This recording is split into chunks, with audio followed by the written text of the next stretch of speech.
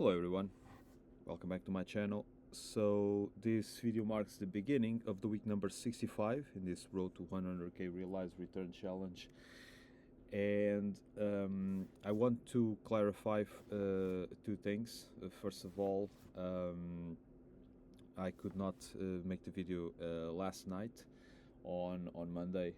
Yeah, it was really impossible for me. I had too many things to do, work related, so I couldn't really find the time to do the video.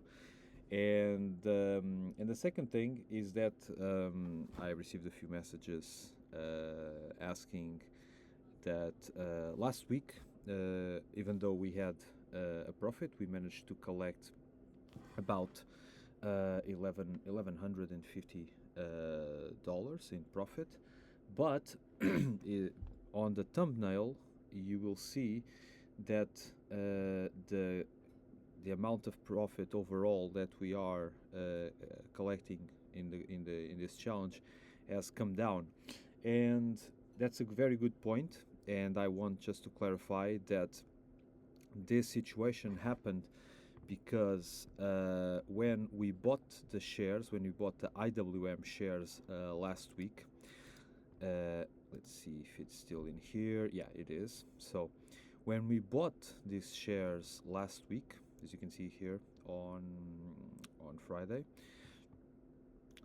what happened was not on Friday. The shares were assigned was on Thursday, in the Thursday session. So overnight we bought the shares, and as you can see here, we had a situation in which we had to exchange some euros to US dollars. All right, and by doing this, we had to do a currency exchange. But then, after we did the currency exchange, the US dollar lost some value against the euro on the next session on Friday, and so that's why we had a loss on the currency exchange. And that is why, because we are accounting for all the gains and losses realized here, capital gains, premiums from options, and also the currency exchange, because this is something that is unavoidable over the course of this challenge. That is why, even though we had a weekly profit, the loss that we had on the currency exchange led us to come down a bit on the realized profit. However, for me, this is not something that I'm worried about, because at the end of the day, what we can control is the price at which we buy the shares, because of the strike price. We set the strike price of the puts, the price at which we sell the shares through setting the strike price of the calls, and of course, with the strategy that we are pursuing, we are always collecting premiums. Some days are more, some days are less, but that is the most important factor for me. Yeah, currency exchanges is completely beyond our control. We can do nothing about it, but yeah, it is the way it is. And so with this out of the way, let's dive into it. So yesterday, on Monday, the markets went up, and as you can see here, we no longer have the IWM shares, and the reason for that is because the shares were assigned to us. The shares were assigned to the call buyers. If you recall, we had a call option, 12 call options for that we sold last Friday, and what were expiring last night on Monday. And if you look here, despite this large volatility that took place, eventually the stock went up and finished above 248.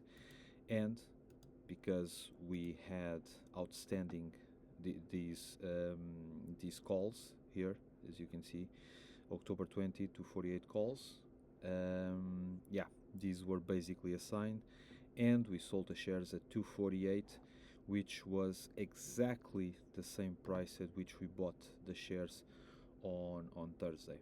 And so as a result of that, we no longer hold the shares.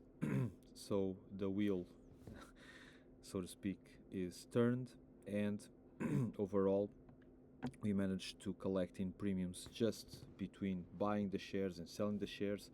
We managed to collect $535.30. Of course, we broke even because, as you can see here, we bought at 248 and sold at 248, so we broke even on the price. So no capital gains nor capital losses.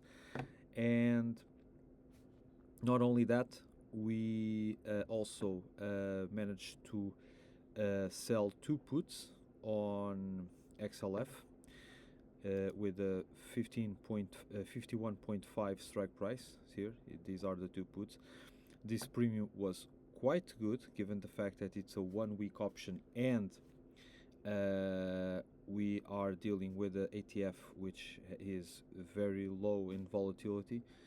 And of course, if we manage to be assigned, which at this point is quite unlikely, we still brought our cost basis down, and then we'll be able to sell calls at a lower strike price. And this is looking like it's going to be unlikely that this put will be assigned, so they are more likely to expire worthless, because even though we collected 24 cents in premium, the stock or the puts closed the day at 11, and that is because I'm looking at the chart here. Yeah, basically the ATF went up significantly over the previous day, over the day of Monday, and so yeah, things are looking good for these puts to expire worthless, and we simply keep the premium. And of course, it's moving ever closer to the strike price of our call, which will then allow us to sell these XLF shares. Now, the markets yesterday went through a rally, so to speak, because there were some good news that were on the investors, that were the focus of the investors, especially in terms of Apple.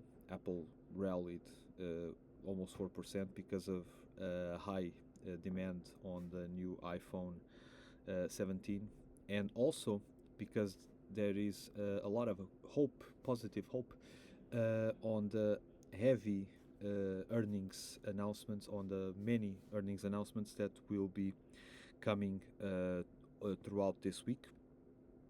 And of course, all the concerns regarding the government shutdown, the trade war between the US and China, all of those were shoved to the side.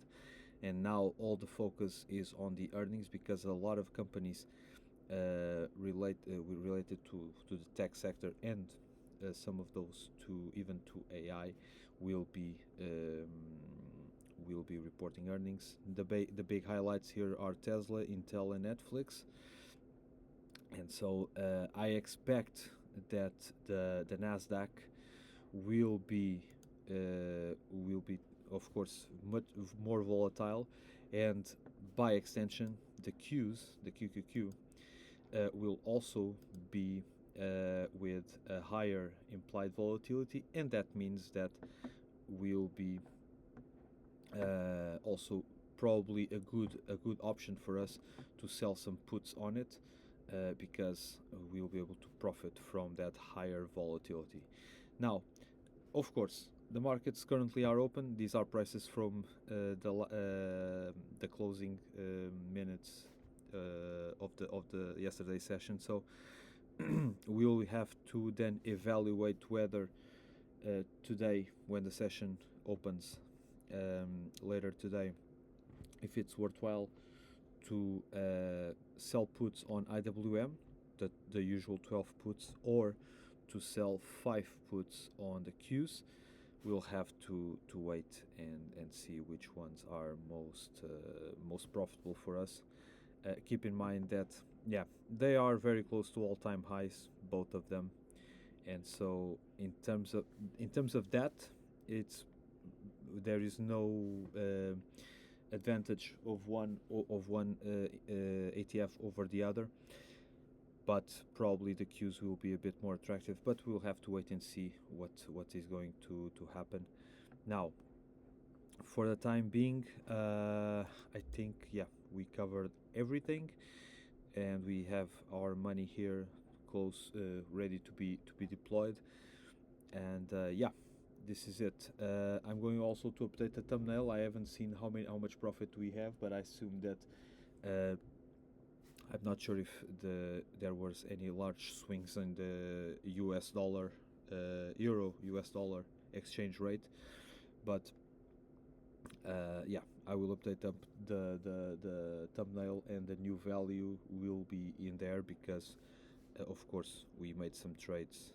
We made a trade on yesterday, and so this value will be for sure different now. But for the time being, this is all, and feel free to leave your comments in the comment section down below. Also, I'm available on LinkedIn in case you need to ask me any questions, and of course feel free to like the video and subscribe to the channel, and we'll reconvene on next weekend after this very busy week to close out the week and see how the trades were. And I'll see you there.